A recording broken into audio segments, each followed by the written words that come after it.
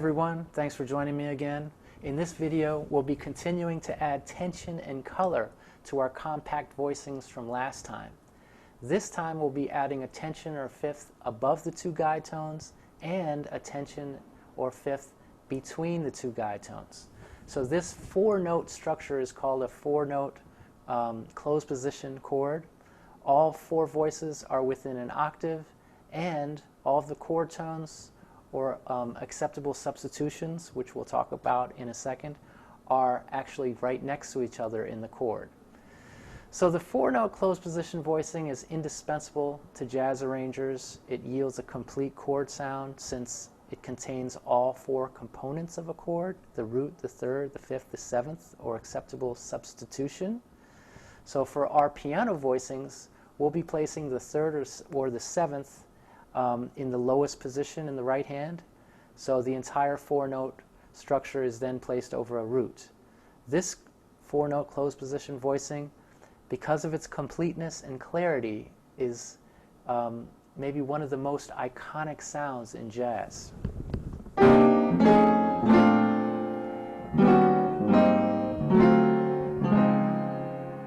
So let's explore this idea further. Let's go to the keyboard.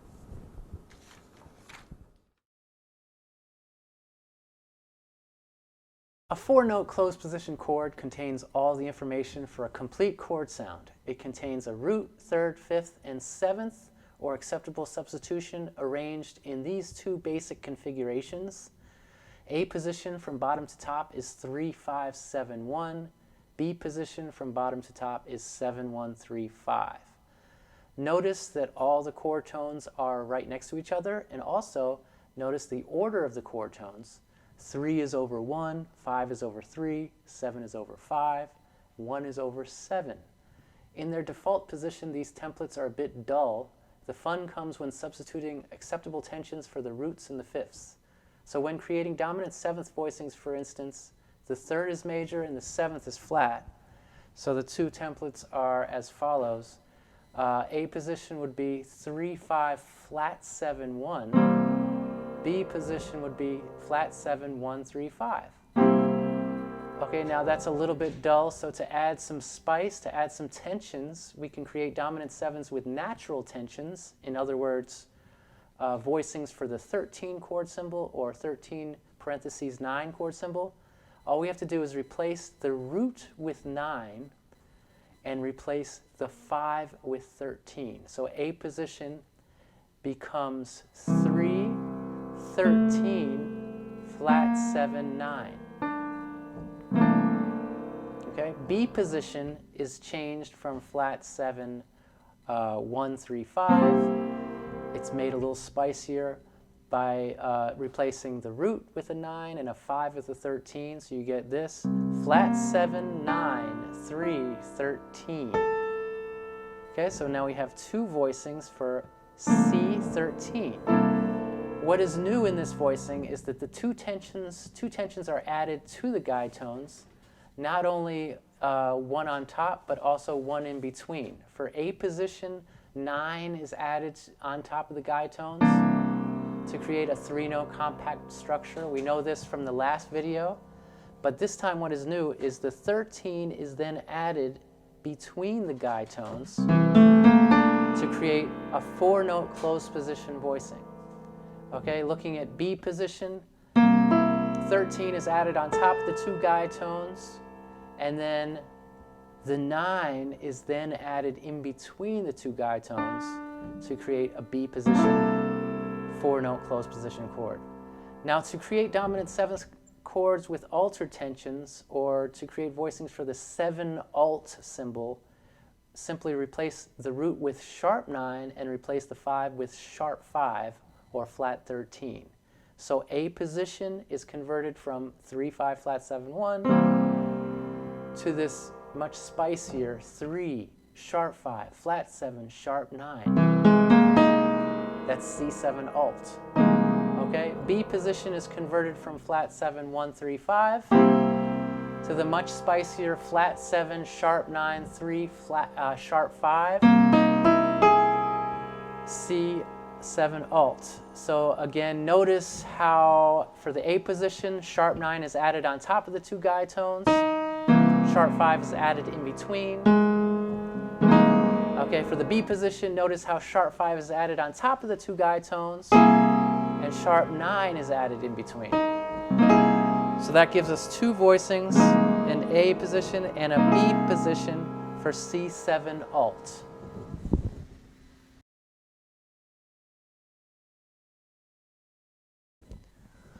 Let's get these 13 and 7 alt voicings under our fingers. So first, practice dominant 7s with natural tensions through the cycle of fourths. Alternate between A and B positions, starting in the key of C. We're going to play C13 in A position, followed by F13 in B position, then B flat 13 in A position, etc. We're going to go through the cycle. A position, B position, A position, B position, A position, B position, A position, B position, back to A position. Next, let's extend the progression by inserting dominant 7th chords with altered tensions before advancing to the next key. Again, find the closest position of the next chord. So starting in the key of C, you're going to do this. You're going to play C13. I'm going to start with A position, and I'm not going to change the bass note. I'm going to go to C7 alt,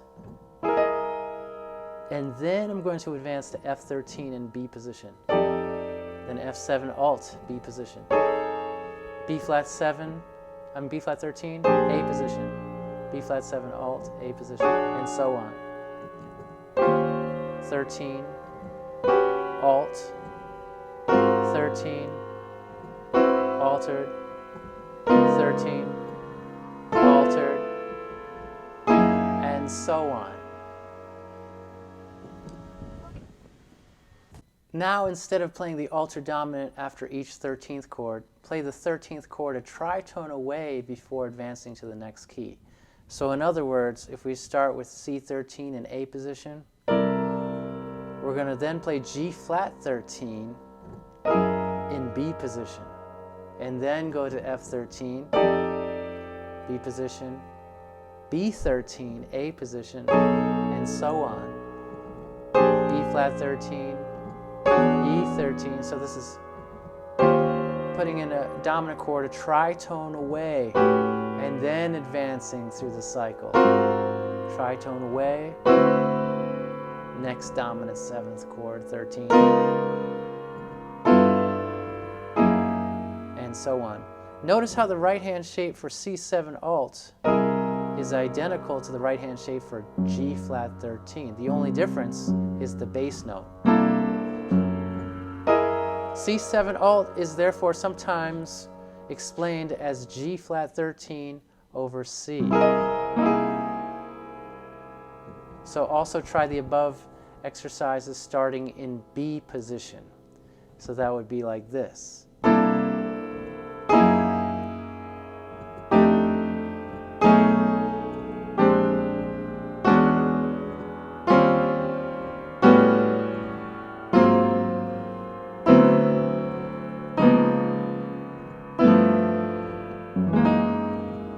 And so on.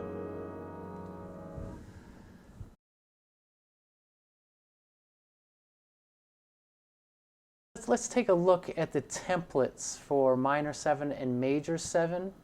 So observe that the basic configuration is about the same. Okay, we're going to start with this starting point. 3, 5, 7, 1 for A position, 7, 1, 3, 5 for B position. Now let's start with major 7. So that's going to be major 3rd, major 7. To make it a little bit more interesting, we're going to replace the root with 9. And then for some of the A position chords, we can replace the 5 with the 13. So in other words, for A position, we have 2 choices for A position, 3, 5, 7, 9. Or 3, 13, 7, 9. Those 2 choices for A position, major 13 or major 9. For B position, we're going to stick with 7, 9, 3, 5. Okay, so we're not changing the 5s, we're just changing the roots to 9s. Now for minor 9, we go to the default basic configuration. For minor 7, we have to flat the 3 and flat the 7, okay? A position, B position. Now for minor 9, all we have to do is substitute the root for 9, and we could do that. And that's good. We don't have to do anything with the 5. We'll just keep the 5 as is. Okay, so the next thing to do is, now that we have minor 7, we have dominant 7 with natural tensions and altered tensions, and we have a major 9 or major 13 voicing, we can play 2-5-1 using A and B 4-note closed position chords. So in figure 4, page 81, check this out. We have G minor, C13, F major 9. Okay, 2-5-1. We have A position, G minor 9, B position, C13, A position, F major 9. We can do the same progression starting with B position. B position, G minor 9, A position, C13, B position, F major 9. Now, we can also use altered dominants. A position, G minor 9, we go to a B position, C7 alt. If we do that, we should resolve this chord to a major 13 for F major A position. That's because this voice, I want to move by step. I don't want to move it by a minor third. That's not smooth. So if we go to major 13, that's smoother. That's just resolving by half step. And then the last progression here, starting with B position, G minor 9, and then A position, C7 alt, and then finally F major 9 and B position. So at this time, practice these 2-5-1s through all 12 keys. And just try to keep the guide tones themselves somewhat around middle C. I would avoid having your right thumb play lower. Do not play lower than the D below middle C. So maybe 2-5 in E flat major might be the lower limit. After that, it starts getting really muddy. Okay, so if you want to do a 2-5 in the key of E flat, starting with a B position, ending with B position, that's sort of the lower limit.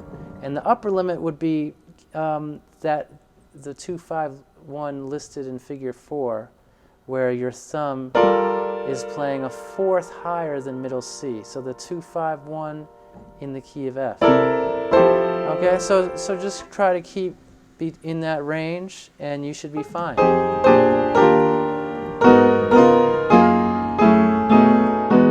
So on. So try reading through several lead sheets of simple songs made up primarily of major, minor 7, dominant with natural or altered tensions, using A and B voicings. Suggestions include Afternoon in Paris, Pent Up House, Moonlight Vermont, The Way You Look Tonight, The End of a Love Affair, Tune Up, and about 100 more. So start searching through fake books, etc., real books. By placing these A and B position voicings over a bass line, you can read through and get acquainted with hundreds of beautiful standards.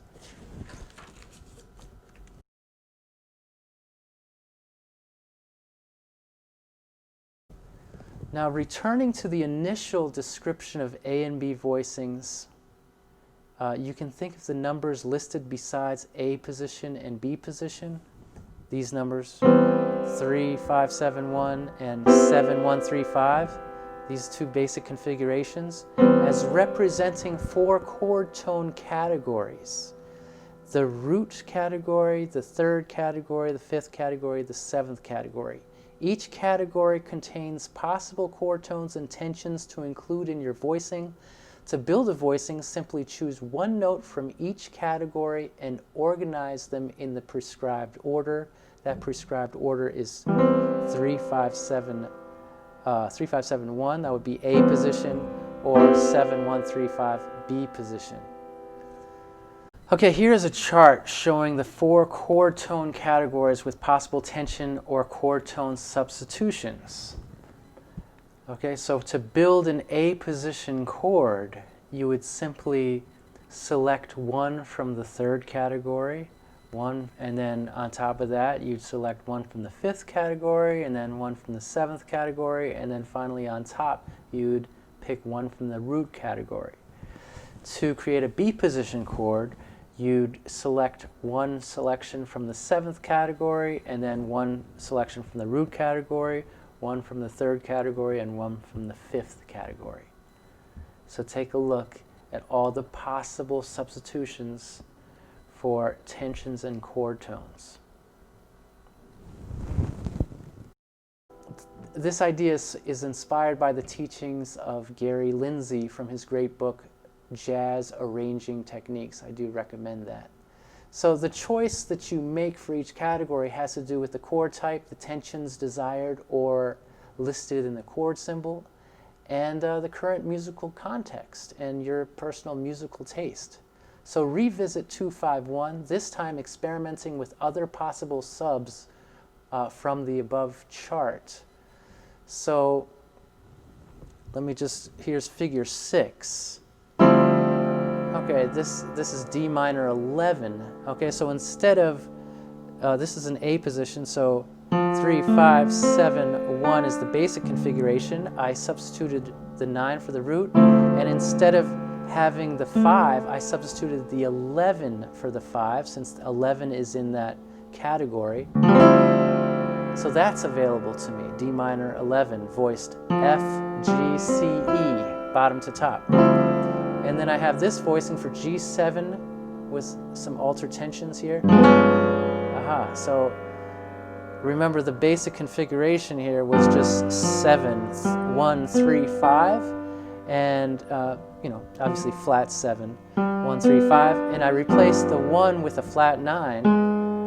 I replaced the 5 with a sharp 11. It gives me this sort of D flat 7 over G sound. And then I resolve to an A position C major 13. So I get this as a possible substitute for the basic 251. Now, the other example here in figure 6, I start with a G13 sus. So instead of playing a D minor 7, I just go to a G7 sus. And specifically, I'm changing that root to a 9, but since I'm playing it over a G, this is really the 13, so that's why it's called G13 sus. And again, I'm using the idea of sharp 11, flat 9. I could have made it a sharp 9. It's an interesting shape. But in the book, you have B, the 3rd, the sharp 11, right? The sharp 11 is in the 5 category, a flat 7, and here's the flat 9 is in the root category, which could be substituted with a sharp 9. So the trick is just to make sure you pick one chord tone or tension from each category for a complete chord sound. And then once again, here actually technically there's a little misprint in the book. This is actually just a C major 6-9. There's actually no 7 in this voicing. So here we have the 6 and the 3 guide, 6 and the 3 guide tones, 5 on top, 9 in the middle. So that should say C 6-9.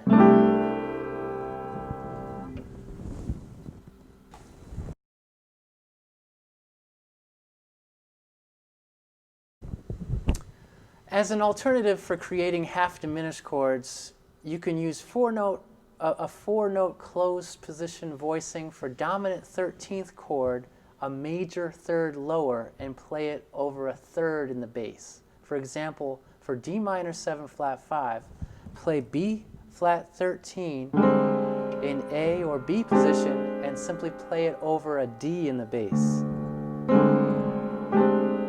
So in figure 8, workout 30, I'm instructing you to play along with Miles Davis on the classic album Relaxing with Miles Davis Quintet, and they're playing Woody and You. And for all the half-diminished chords, think of them as a 13th chord, a major third lower, and play the third in the bass. So instead of G minor 7 flat 5, you can think of that as an E flat 13 4-note closed position chord in B position and play it over a G. C7 alt. And then here, F minor 7 flat 5, instead of that, we're going to go D flat 13 over F. And so on.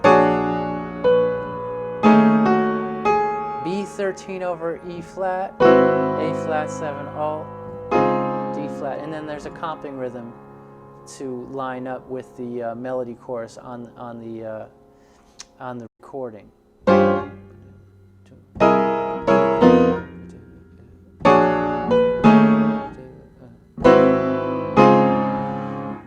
So that's something you can do playing along with the great Miles Davis.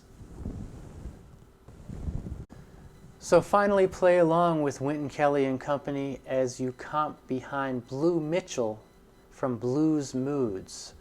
For our purposes, I'll play along with one of the tracks that comes with the book.